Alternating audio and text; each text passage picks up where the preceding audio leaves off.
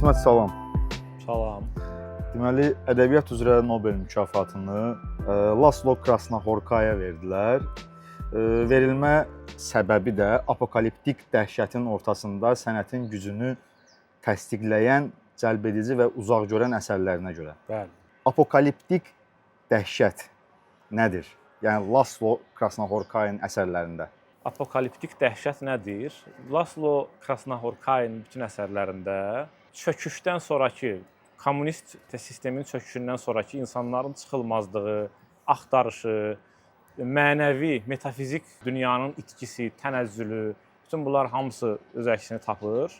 Və qəribədir ki, Nobel mükafatı ona veriləndə bu göstərilən təyinat əslində bundan çox-çox əvvəllər, şəxsən mənim Krasnohorkay yaradıcılığı ilə tanış olmağıma səbəb olan başqa bir nəfərin ifadəsində öz əksini tapmışdı. 2015-ci ildə, deməli Beynəlxalq Buker mükafatını alanda Laslo Krasnohorkay, mən o vaxtlar Mərkəzi Avropa, Şərqi Avropa və sair bu belə deyək ədəbiyyatlardan universitetdə bir Beynəlxalq Münasibətlər Fakültəsində kiçik bir dərs deməli idim və axtarırdım müəllifləri ki, bir belə deyək sillabus hazırlayım və biraz da uşaqların səviyyəsinə uyğun olsun. Təbii oradan da Kunderanı, nə bilim Kartarescunu və sair seçib biraz ələ gələn bir şey hazırlayanda orada mən Susan Sontag'ın Laslo'nun yaradıcılığı haqqında fikrinə rast gəldim ki, o da deyirdi ki, qiyamətin, apokalipsisin macar ustası dövrümüzün ən böyük yaradıcılarından biridir. Yəni elə bil ki, çox-çox əvvəllər 90-cı illərdə Susan Sontag'ın dediyi təyinat 2025-ci ildə gəlib öz təsdiqini tapdı.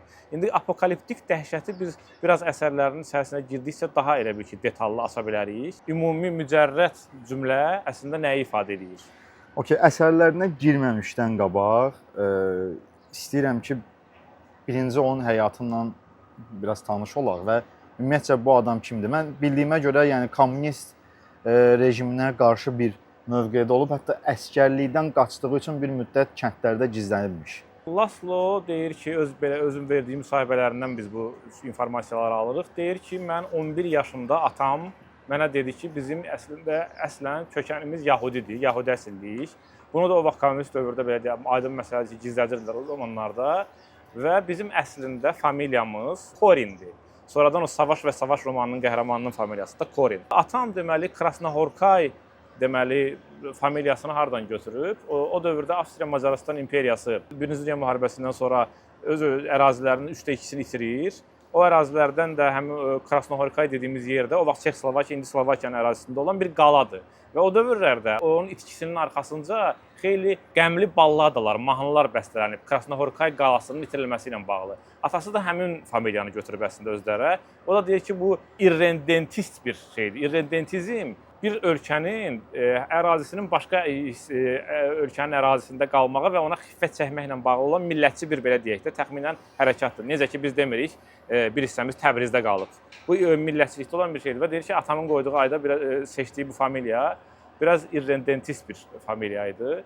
Cavanlığında Şandor Maray adında Macarıstanın çox məşhur antikommunist, sürgündə mühacirətdə olan intellektualı haqqında bir elmi iş yazıb. O elmi işdə də sonradan elə bil ki, onun əslində özünün yaradıcılığının əsas mövzuları olan xəttləri görə bilirik.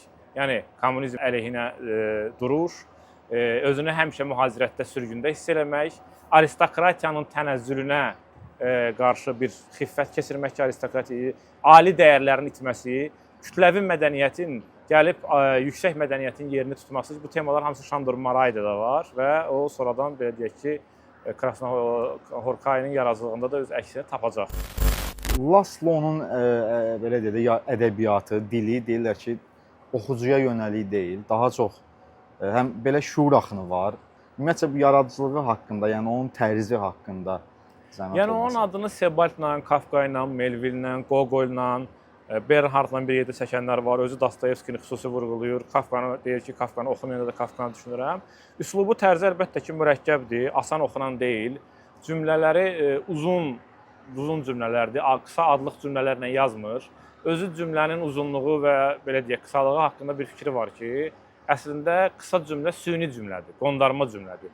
Çünki insan daxilində düşünəndə, ürəyində fikirləşəndə heç vaxt qısa cümlə ilə fikirləşmir. Orada düşüncə, şuur axır gedir və orada qrammatika da olmur, durğu işarələri də olmur. Sən özün yolda gedəndə məsələn ürəyində bir şey fikirləşirsən, özünlə danışırsan, ürəyində danışanda qrammatik qaydalara riayət eləmirsən. orada qısa cümlədən istifadə eləmirsən. Qısa cümlə kütləvi mədəniyyətin gətirdiyi əslində süni bir şeylərdir. Da montajdır, qısaldırsan, orada nəzərə alırsan həmişə nə isə. Belə deyək ki, cümlənin normal halı əslində axıb gedən cümlədir, uzun cümlədir və özünün belə deyək ki, leytmotivləri ilə cümlənin quruluşu, stil arasında da bir əlaqə yaradır. Deyir ki, əslində nöqtə durğu işarələrinin qiyamətidir.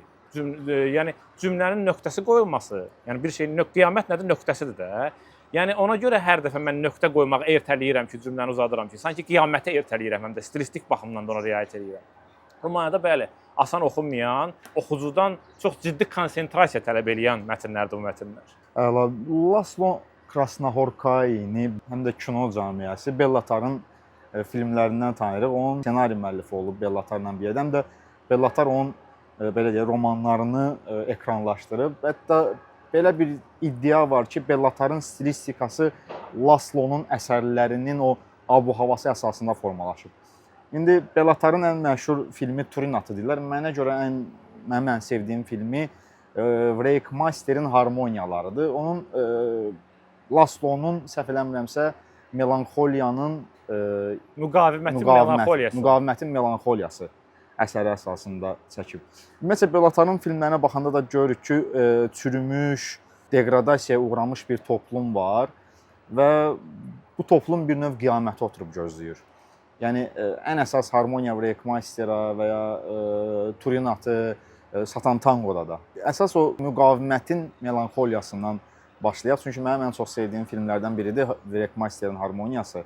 Hətta onun giriş səhnəsi var. Bilmirəm kitabda necədir, mən kitabı oxumamışam. Onun giriş səhnəsi var ki, pubda belə deyək də, kəndin pubunda bir nəfər planetlərin o düzülüşünü təsvir eləyir və hətta axırda gəlir günəş tutulmasına gəlib birləşdirir o səhnənin sonunu və bu əslində bir növ elə qiyamətin əlaməti kimi bir şeydir, həm də mistik kitablarda və sonradan da kəndə sirk gəlir ki, o sirkdə də balina olur. İndi mən onu başqa cür yazmışam. Sən necə yazmısansa zəhmət olmasa. Yəni mənim də ən sevdiyim romanı əslində müqavimətin melanxoliyasıdır. Bir Macar qəsəbəsinə, adsız bir Macar qəsəbəsinə, o təxminən Rumıniya ilə sərhəddə bir yerdə kitabda elə təsvir olunur. Bir səyyar sirk gəlir və bu səyyar sirkin əsas göstərdiyi inventar çürümüş yekə bir balinanın cəsədidir. İçi ilə doldurulmuş bir balinadır və bunun gəlişi ilə həmin bu qəsəbədə insanların elə bil ki, əhval-ruhiyyəsi də, həyatlarının temporitmi də dəyişməyə başlayır. Və burada da bir neçə personaj ətrafında əslində ümumiləşdirir, rəmzləşdirir Krasnohorkai deməli öz ideyalarını. Birincisi Valyushka yaxud Valyushka kimi deyə biləcəyimiz o təxminən biraz Knyaz Mışkinvari, saf peyğəmbəranə bir tipdir ki, o kainatın, qalaktikanın möhtəşəm bir nizamda, harmoniyada olduğuna inanır. Hər gecə adamlara planetlərin harmoniyasından və s. danışır. Bir digəri deməli Mrs. Esther adında bir dənə qadındır. O belə biraz müəyyən belə demək olarsa ki, bir narsist xüsusiyyətləri olan manipulyativ, vəziyyətdən istifadə edərək insanları ələ keçirməyə, idarə etməyə çalışan bir tipdir. Bir də onun keçmiş əri var, cənab Esther. O da evində daim baxım musiqisini çalıb, o da belə deyək də başqa cür bir harmoniya axtarır. Amma bir personaj da var ki, filmdə bilmirəm o var yoxsa yoxdur, romanda var. Prins adında bir adam gəlir, Şahzadə Prins deyə bilərik ona. O da təxminən necə gəldiyi, hardan gəldiyi bəlli olmadığı kimi, necə getdiyi, yoxa çıxdığı da bəlli olmur. O təxminən o ölü balinanın elə bil diri versiyası kimi Dəccalın, sanki şeytanın bir rəmzidir ki, gəlib araya bir çaxnaşma salır. Amma balina əlbəttə ki, biz bilirik ki, ədəbiyyatdan, əslində burada Krasnohorkai bir daşla iki quş vurur da. Bu Levyafan mifi haqqında bir məşhur əhvalatın, həm də Levyafan haqqında, həm İncildəki Levyafana, həm də Thomas Hobbes'un Levyafana. Thomas Hobbes'un əlaqəsi? Thomas Hobbes'un Levyafana ilə bir əlaqəsi var. İncildəki Levyafan bizim bildiyimiz kimi bəla gətirəndir. Bəla gətirən şeytanın, Dəccalın bir rəmzi kimidir ki, Tanrı onu zəncirləyəcək, məğlub eləyəcək dünyanın axırında. Əslində o da dənizdən gələn də Levyafan. Dənizlərdən gələn bir məxluqdur, yəni yer altından gələn də həm də belə deyək. Thomas Hobbes'da da Levyafan elə bil ki, strukturu dağıdır, dövlətin ümumi bir rəmzi kimidir ki, insanlar onu belə deyək ki, öz iradələrinin müəyyən hissəsini ona təslim edirlər, ona zəncirləyirlər və onun iradəsi altında, idarəsi altında belə deyək də yaşamağa başlayırlar. Təxminən belə demək olarsa ki, ictimai müqavilə sonradan anlayışı çıxmayacaq. Onun ilkin başqa bir interpretasiyalarından biridir. Yəni burada əslində bir daşdan iki quş, bir simvoldan iki şeyi təqdim eləyir bizə. Həm burada metafizik çöküş, Yəni balina sanki artıq bu balina öldürülüb, amma onun yerində bir metafizik boşluq qalıb da. Tanrı da amma bu iştirak eləmir burada. Qəribədir ki, o boşluqda Eyni zamanda da həm də o kommunist rejim məhv olub da, yekə dövlət idealı da sıradan çıxıb. Yəni ikisinin arasında sanki bir belə deyək, bağ qurur. Müqavimətin melanxoliyasında bir məsələ də var ki, o sirk obrazı da, sirkin özü də yəni Laslonun yaradıcılığında bir kütləvi mədəniyyətin, tamaşa cəmiyyətinin bir obrazı kimi çıxış edir ki, yəni aristokrat mədəniyyət, elit mədəniyyət gəldi axırda bu sirkə çevrildi, səyyar sirkə çevrildi. Çünki özünə sual verirlər ki, sizi bəzən elitist olmaqda tənqid edirlər. Deyir ki, onlar məni tənqid eləmişdən qabaq deyim ki, bəli, mən elitistəm. Yəni aristokrat mədəniyyətin təmsilçisi sayıram özümü, elit mədəniyyətin, yüksək kültürün təmsilçisi sayıram. Nəinki bugünün belə deyək də bazar kültür mədəniyyətinin. Yenə də mən Bellatardan gedəcəm, sən də Laslodan gedərsən. Satan Tango, Şeytan Tangosu 7 saatlıq bir filmdir. Mən elə hesab edirəm ki, deyəsən elə Bellatar əsərin tamamilə çəkib, elə hər cümlə çəkib. Burada da bir növ belə deyək də apokaliptik ab-hava var. Sanki hər an qiyamət baş verəcək və bəlkə də baş verib, bizim xəbərimiz yoxdur. Və kəndə bir nəfər qayıdır, ölü hesab olunan bir nəfər qayıdır və bir növ özündə peyğəmbər belə deyək də elan eləyir. Zəhmət olmasa bu haqda danışaq. Şeytan Tangosunda yenə Macaristandakı bir belə adsız sansız bir qəsəbədir. Bu qəsəbədə adamlar alkoqolizmlə məşğuldurlar, ümidsizdirlər, hər şey çöküb. Orada bir kollektiv kolxozlar artıq fəaliyyətsizdirlər və s. belə bir Hətta filmin giriş 5-6 dəqiqə inəklərin inəkləri sayır bir sadə uzun. Yəni əsərdə də elədir və burada deməli ölmüş hesab olunan 2 nəfər. 2 nəfər, hə. 20 yaş və Petrina qayıdırlar. Onlar bir növ belə yalancı, saxta peyğəmbərdilər, eksentrik tiplərdir. Gəlirlər və başlayırlar insanların ümidsizliyi, çarəsizliyi üzərində onlara yalançı ümidlər verir. Yəni belə demək olarsa biraz da mən fikirləşirəm ki, biraz da elə bir ki, bir Şeyx Nəsrullahdır bunlar, da başa düşürsən. Elə bir onların Şeyx Nəsrullah. Necə ki, ölülərdə Şeyx Nəsrullah gəlir, adamlara yalandan bir ölüləri diriltmək vəd edir. Burada da həmin şeyin bir başqa versiyası baş verir. Gəlir və başlayır yalandan onlara vədlər verir. O saxta manipulyasiya vasitəsilə insanları başlayır yoldan çıxartmağa. Şübhəsiz ki, burada bir məsələni məncə demək lazımdır. Laslo üçün qiyamət nə vaxtsa baş verəcək bir şey deyil. O hardasa qiyamət hər gün baş verir. Qiyamət prosesdir, artıq gedir. Sən hər gün bu qiyamətin müxtəlif versiyalarının içərisindəsən, prosesin içərisindəsən. Qiyamət nə vaxtsa olacaq, gələcəkdə baş verəcək bir şey deyil. Ona görə yəni daim həmin o qiyamət atmosferi bu və digər dərəcədə onun romanlarında təkrarlanmaqdadır. Metafizikanın itirilməsinin, Tanrı inancından insanların uzaq düşməsinin və s. yerində qalan boşluğun nəticələri kimi təsbit olunur əsərlərində. Laslo haqqında araşdırma eləyəndə mən belə bir söz birləşməsinə rast gəldim ki, nekrotik təsvirlər. Nekrotik təsvirlər Bellatarın belə deyək də filmlərində təbii ki, obrazlarla, ümumiyyətcə o məkanla ifadə olunur. Məkana baxanda sanki belə atılmış, çürümüş bir yerdir və ya da obrazların geyimləri, və ya da obrazların özlərinin üz ifadələri və ya da getdikləri publar, pub deyək də, çayxana deməkdən çox pub deyək ora. Orada belə atılmışlıq hissi olunur. Hətta Domination filmində bir pub var ki, orada mən həmişə görürəm, pubun yeri sudur tamamilə. Mənə həmişə o narahat edirdi. Məsələn, o filmə baxanda, düzdür, filmə 2-3 dəfə baxmışam. Çox baxmamışam, belə baxanda o filmə mənə narahat edirdi. Ona görə bu nekrotik təsvirlər barəsində bizə mən bir mən oxuyanda Laslonun romanlarını, mənə yadıma Yuliya Kristevanın bir məşhur kitabı var. Qorxunun gücləri, iyrənclik haqqında esselər. İyrənclik. İyrənclik haqqında. Bilirsən, adamın əti çim çəkəri atılmış iyrənc bir şey.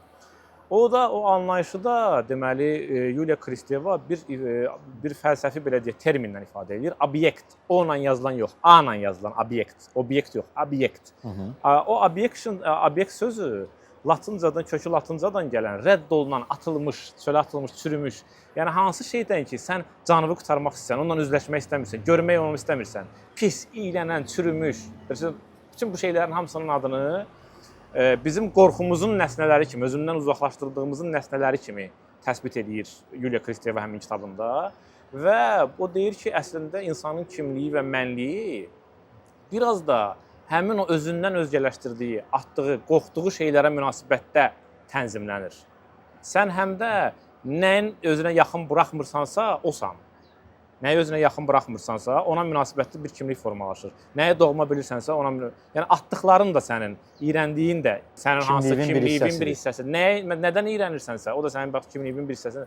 Burada da bax bu atılmış, çürümüş, üzləşməkdən qorxduğumuz, ertələdiyimiz, üstündən keçdiyimiz, yalançı romantik cilayla ört-basdır eləməyə çalışdığımız dünyanın sərt gerçəkliyi ilə bizi qarşı-qarşıya qoyur bu romanlarda, həm də elə Belatarın filmlərində. Yəni bunu mən izah eləsəm, həmin o Kristevanın obyekt anlayışı ilə izah edərəm. Bir başqa elə istəyirəm bir şeyində deyim, yeri gəlmişkən xatırladım. Mənə elə gəlir ki, bütün Laszlo'nun romanlarının əslində arxa planında onun poetikasını ifadə edən başqa bir kitabın da bir izləri var. 1993-cü ildə onun belə bir kitabı çıxıb, elə bir ki, xəyali mühazirədən ibarət bir kitabdır. Universal Tesey. Tesey. Yunan mifologiyasının məşhur qəhrəmanı. Burada deməli belə bir adı sanı olmayan bir narratorun dilindən 3 dənə mühazirə şəklində, fəlsəfi mühazirə şəklində bizə fikirlərini bölüşür Laszlo və orada təxminən belə bir məntiqdən çıxış eləyir ki, əslində bütün dünya mədəniyyəti, dünya sivilizasiyası Teseyin əhvalındakı iki şeyin ətrafında fırlanır. Birincisi o Tesey bilir ki, Tesey məşhur labirintə girəcək, Minotavr onu öldürəcək. Yəni biz əslində onun qəhrəmanları da nədir? Mikro modeldə Macar kəndində öz labirintlərinin içərisində fırlanırlar. Bir Ariadna sap axtarırlar ki, bu vəziyyətdən çıxsınlar, amma heç vaxt çıxa bilmirlər. Onlar öz labirintlərinin içərisində azmış adamlar. İkincisi isə Laszlo deyir ki, həmin o belə deyək mətnlərində necə ki, Teseyin gəmisi haqqında bir paradoks var. Biz çürüyən, köhnə olanın yerini tez-tez Teseyin gəmisindəki əhvalat nədir? Gəlirlər deməli Krit adasına. Onun gəmisi demək yoxsa yox deyə. Gəmisi çürüyür və o köhnə hissələrini dəyişirlər və belə bir paradoks ortaya çıxır ki, yenisi ilə dəyişdiyimiz bu şey həmin gəmidir yoxsa yox. Və o deyir ki, bütün sivilizasiya əslində bizim o çürümüşlərin yerinə başqa bir şey qoymağımızın, sonra onun çürüməyinin, çürümüşün yerinə başqa bir şey qoyub onun dəyişməyinin. Bizim həyatımız əslində Teseyin gəmisindəki o siklı təkrarlamaqla məşğuluq biz. Mənə elə gəlir ki, hətta mənə qəribə şəkildə fikirləşirəm ki, indi Nobel nitqi çıxacaq, oxuyacaq necə olacaq. Mənə elə gəlir ki, mütləq orada bir bu Tesey obrazından istifadə edəcəyik. Çünki onun poetikasının dərinliklərində məncə o gizlənib. Bütün romanları bu və digər dərəcədə Tesey mifinin interpretasiyasıdır. İndi mən əslində Laszlo'nun yaradıcılığına biraz Belatarın yaradıcılığı kimi yanaşıram. Bayaq indi sən o labirint məsələsini dedin. Məsələn, demək olar ki, Belatarın bütün filmlərində uzun planlar var. Amma uzun planlar yəni statik planlar deyil də, hərəkətlidir. Məsələn, Harmoniya və Ekmasterada səhv eləmirəmsə 8 və yaxud da 9 plan var. Yəni hərəkətli səhnədir, kamera hərəkət eləyir. Əslində indi sən dedin, mənim də beynimə gəldi ki, həddən artıq bir məkanda hərəkət eləyən, sonra oradan çıxıb o tərəfə gedən kamera bir növ elə labirintdə gəzmək kimi bir effekt verir. Başqa romanından danışa bilərik də, Savaş və Savaş. Orada məsələn artıq o özlərindən o bayaq əvvəldə dediyim ki, Yahudi əsildə adları var idi. Korin adını burada qəhrəmanın adına qoyur. Qəhrəman arxiv məmurudur, arxivdə işləyir. Bir deməli əlyazma tapır. Bu əlyazma da qəribə bir əlyazmadır. Onun adsız müəllifi qəribə bir fənddən istifadə edib. 4 personaj yaradıb, sülhpərvər, insanın bəşəriyyətin gələcəyinə inanan 4 adam. O 4 adamı tarixin müxtəlif dövrlərinə, birincisi Krit adasında antik dövrə, ikincisi orta əsrlərdə Kölnə, sonra Roma dövrünə, sonra Kolumbun dövrünə, sonra Venesiyaya ayrı-ayrı dövrlərə atır və hamısında da bir dənə dəccalvari, belə deyək də, işləri tərsinə çevirən, hər şeyi darmadağın edən bir personaj ortaya çıxıb, həmin bu 4 nəfərin sülhə, inkişafa doğru apardığı şeyi darmadağın eləyir və həmin o əlyazmadakı müəllifin iddiası budur ki, yəni əslində tarix savaşla savaş arasındakı fasilələrdən ibarətdir. Biz nə ediriksə, görsən yenə Teseyin gəmisi söhbət olur. Dəyişirik, sürüyürük. Amma ki bu sual yaranır ki, bu eyni şeydir yoxsa eyni şeydir. Amma burada belə deyək ki, o dərəcədə də ümidsiz bir pozisiyadan çıxış eləmir. Fikirləşir ki, yəni bu sikl, bu dəyişmənin özündə nə qədər ki biz sənətin gücü ilə, incəsənətin gücü ilə onu yeniləyə bilirik. Deməli hələ ki belə deyək də sabaha ümid var. Yəni bu mənada məsələn o da Savaş və Savaş da əslində Tesey haqqında belə deyək də yozula bilən, məncə alt qatında yozula bilən bir mətndir. Çoxlu səyahət edən müəllifdir. Kommunist rejim çökməmişdən qabaq Macarıstandan çıxıb və ona sual verəndə ki, əvvəl necə idi, sonra necə idi, maraqlı bir ifadədən istifadə edir. Deyir ki, kommunist rejim vaxtı hər şey anormal və dözülməz idi. Sonradan isə normal və dözülməz. Sonra bu olub Çində, Manqolistanda, Yaponiyada, Amerikada 90-cı illərdə Allen Ginsberg'in evində yaşayıb. Allen Ginsberg'in bir yerdə. Allen Ginsberg'in yaşlı vaxtında, həmin o belə qəribə mühitin də içərisində olub. Yaponiyada olduğu zamanlarda yazdığı romanı var. Seibo aşağıda oradaydı romanı. 2015-ci ildə Buker namizəd belə deyək, beynəlxalq Buker mükafatını alan roman da odur.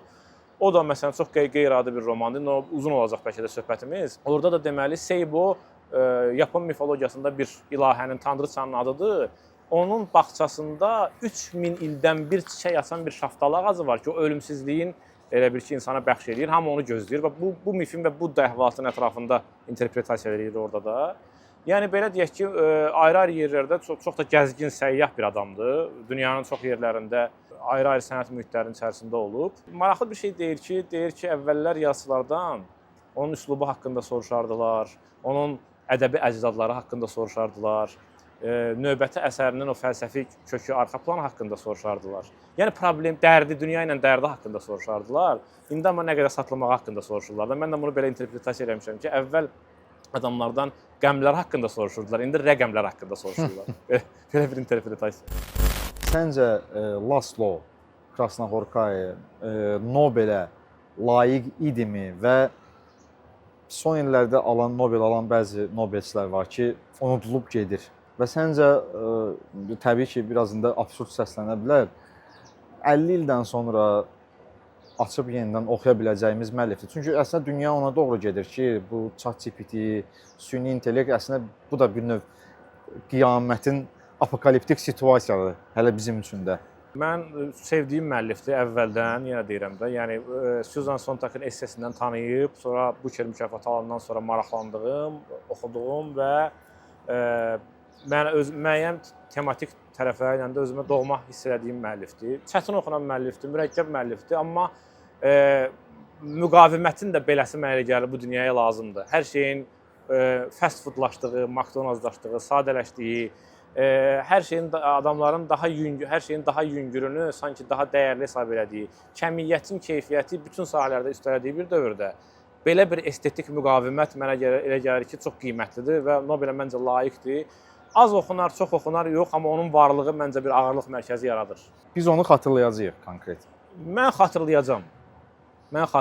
Çünki son illərdə mən oxuduğum müəllifləri kitabı bitirəndən sonra həmin bir saatdan sonra unuduram artıq. Amma bu Laslo'nun adı belə deyək də, Nobel sizdə mənim yadımda var idi. Bəzən gənc dostlara söhbətlərdə deyirdim ki, belə bir müəllif var. Universitetdə öz silabusuma daxil eləmişdim. Yəni belə müəlliflər dünyada azdır, amma elə ədəbiyyat da o mənə gəlir azların üzərindədir.